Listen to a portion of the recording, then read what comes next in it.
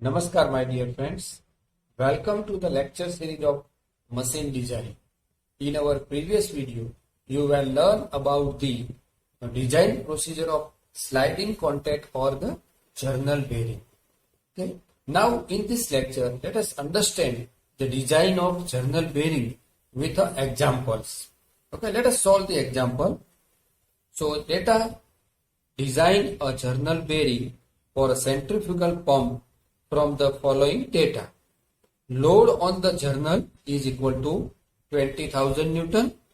Speed of the journal is equal to 900 RPM. Type of oil is SAE 10, for which the absolute viscosity at 55 degrees centigrade is equal to 0.017 kg per meter second. Ambient temperature of oil is equal to 15.5 degrees centigrade. Maximum bearing pressure for the pump is equal to 1.5 Newton per mm square. Calculate also mass of the lubricating oil required for artificial cooling if rise of temperature of oil be limited to 10 degrees centigrade. Heat dissipation coefficient is equal to 1232 watt per meter square degree centigrade. Now, given data. So, W. Okay, so load on the journal is equal to 20,000 Newton. Speed N is equal to 900 RPM. TO, okay, temperature is equal to absolute viscosity at 55 degrees centigrade. So, TO, operating temperature is equal to 55 degrees centigrade. Viscosity Z is equal to 0.017 kg per meter second. TA, okay, temperature TA is equal to 15.5 degrees centigrade. Pressure P is equal to 1.5 Newton per mm square, and temperature, okay, rise of temperature of oil T is equal to 10 degrees centigrade, and coefficient, heat dissipation coefficient C is equal to 1232 watt per meter square degree centigrade.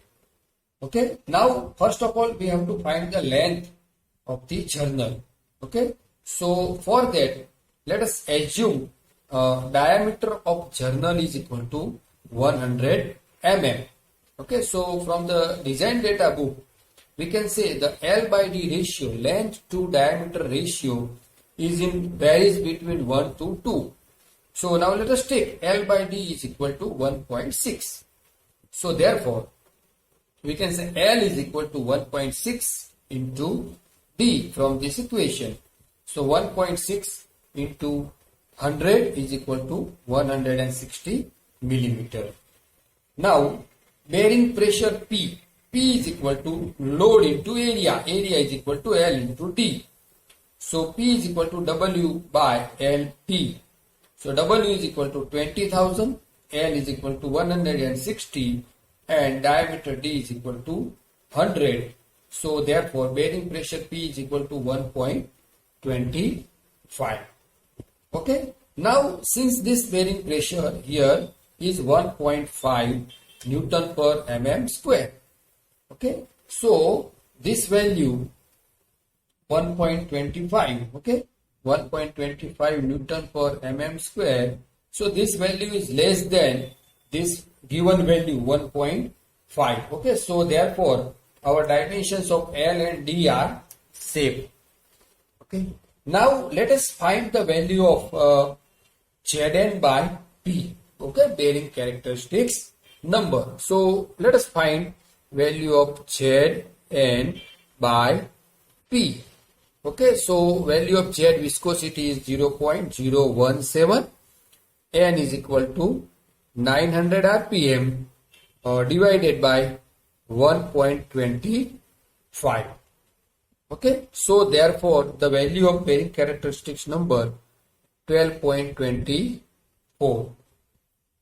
Now from the design data book, for this operating value of this Zn by P, Okay, so from design data book we can say design data book, the value of this Zn by P is equal to 28. Okay, so that minimum value of the bearing modulus, okay, at which the oil film will break is given by one equation. Okay, so that is given by 3K. Okay, 3K is equal to the condition 3K is equal to Zn by P. Okay, 3K is equal to Zn by P. So bearing modulus at the minimum point of friction. Okay, bearing modulus at the minimum point of friction, that is K is equal to 1/3 Zn by P. Okay, 1/3 Zn by P. So is equal to 1/3 into 28. So therefore it is 9.33. Okay. So since the calculated value of bearing characteristics number is 12.24. Okay, is is more than this 9.33. Therefore the bearing will operate under the hydrodynamic condition. Okay, so we can say this Zn by P, okay, Zn by P is equal to 12.24, which is greater than 9.33. So bearing will operate under hydrodynamic condition. Okay, bearing will operate under the hydrodynamic condition. So therefore we can say the clearance ratio, okay, clearance ratio C by D is given as 0.0013. Okay, now coefficient of friction mu, the value of coefficient of friction mu is given by equation 33 upon 10⁸ into bracket Zn by P into D by C plus small k. Okay, so now put the value in this equation. So therefore we can say 33 upon 10⁸ and Zn by P is equal to 12.24 into D by C. Okay, C by D is equal to, so therefore 1 upon 0.0013 plus 0.002. Okay, so therefore you will find the value. Okay, mu is equal to 0.0051. Okay, coefficient of friction mu is equal to 0.0051. Now heat generated. Okay, heat generated Qg. Heat generated Qg. So Qg is equal to mu W V. So is equal to mu into W, and V is equal to pi dN by 60. So pi dN by 60 watt. Okay, heat generated. So now put the value in this equation. We have find mu is equal to 0.0051. Okay, then W is equal to 20,000. Okay, pi D is equal to 0.1. Take in meter. N is equal to 900 divided by 60. So you will find the heat generated is equal to 480.7 watt. Okay, heat generated. Now heat dissipated. heat dissipated QD. Heat dissipated QD is equal to C into A TB minus TA. Okay, so TB minus TA. Therefore, C into L into D, A is equal to L into D, TB minus TA watt. Okay. Now, we know that TB minus TA. Okay. So from here we can say TB minus TA is equal to 1 by 2 TO minus TA. Okay, TO minus TA. So is equal to 1 by 2, 55 minus 15.5. So is equal to 19.75 degree centigrade. So therefore QD is equal to, put the value, okay, in equation, that is C is equal to 1232, okay, 0.16, okay, L is equal to 0.16, D is equal to 0.1 in meter, and that we have find that TB minus TA is equal to 19.75. Okay, so therefore is equal to 389.3 watt. Okay, so heat dissipated is 389.3 watt, and heat generated, okay, heat generated QG we have already find is equal to 480.7 watts. So now you can see here this heat generated is greater than, okay, QG is greater than QD, right? So therefore what happened? This generated is greater than the heat dissipated, which indicates that the bearing is warming up. Okay, so therefore either the bearing should be redesigned by taking T0 is equal to 63 degrees centigrade, or the bearing should be cooled artificially. Okay, so therefore we can say amount of artificial cooling required, the amount of artificial cooling required is equal to heat generated minus heat dissipated. Okay, heat dissipated. So is equal to, we can say QG minus QD. So is equal to 480.7 minus 389.3 is equal to 91.4 watt. Okay, so this is the amount of artificial cooling required. So let us find the lubricating oil required for artificial cooling. Okay, so M is the mass of the lubricating oil required for the artificial cooling. So therefore let us say the heat taken away by the oil, the heat taken away by the oil, QT is equal to M into S into T. Okay, where S is the specific heat of oil. Okay, specific heat of oil. S is the specific heat of oil. M is the mass required, and T is the temperature rise.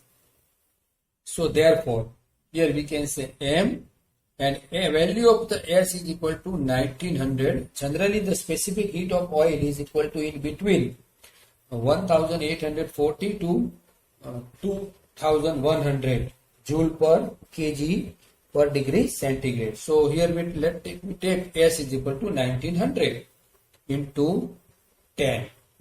Okay, so is equal to 19,000 M watt.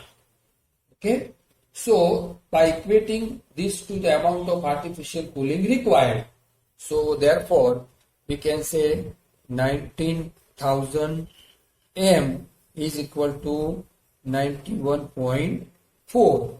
So therefore M is equal to 91.4 divided by 19,000. So is equal to 0.0048 kg per second. Okay. So therefore M is equal to 0.288 kg per minute. Okay. This is our answer.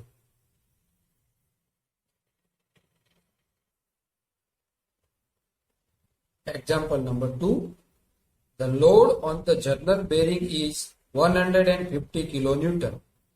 Due to turbine shaft of 300 millimeter diameter running at 1800 rpm, determine the following. Length of the bearing if the allowable bearing pressure is 1.6 Newton per mm square.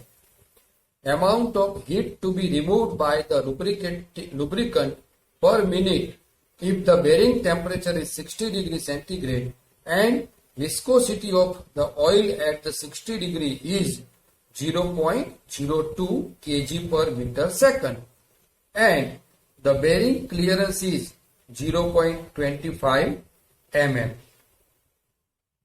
Okay. Now given data, the load is equal to 150 kilonewton. So 150 into 10 raised to 3 Newton. Diameter D is equal to 300 mm is equal to 0.3 meter. Speed N is equal to 1800 rpm. Pressure P is equal to 1.6 Newton per mm square. Viscosity Z is equal to 0.02 kg per meter second and the clearance is equal to 0.25 millimeter. Okay. Now let us find the length, first length of the bearing. Okay. Length of bearing. Okay. So for that, area, projected area, bearing area. Okay, so projected bearing area A is equal to L into D. So E is equal to L and diameter D is equal to 300. So therefore 300 L mm square. Okay, projected area. Now allowable bearing pressure P. Allowable bearing pressure P is equal to W by A.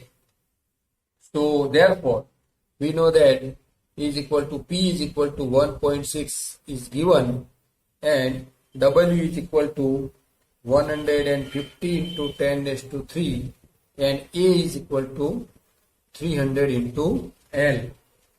Okay, so therefore E is equal to 500 by L.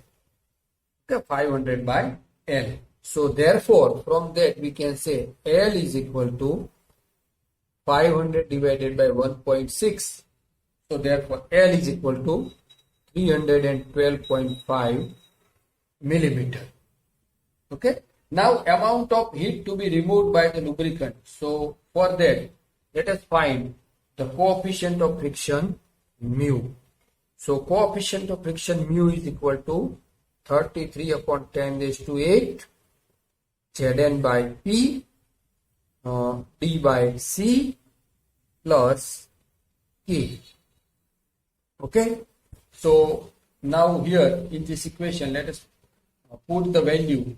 Okay. So therefore we can say 33 by 10 raised to 8 Z is equal to 0.02, N is equal to 1800, P is equal to 1.6, diameter D is equal to 300, okay, and C is equal to 0.25 plus value of K is equal to 0.002.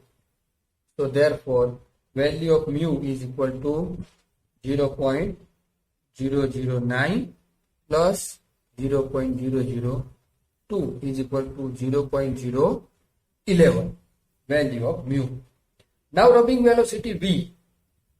So rubbing velocity V is equal to pi dn by 60.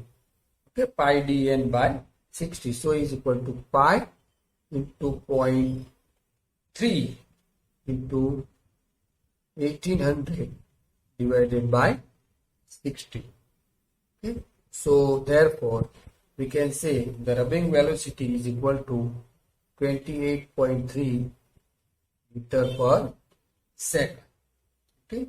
Now amount of heat to be removed by the lubricant. Okay. So therefore the amount of heat to be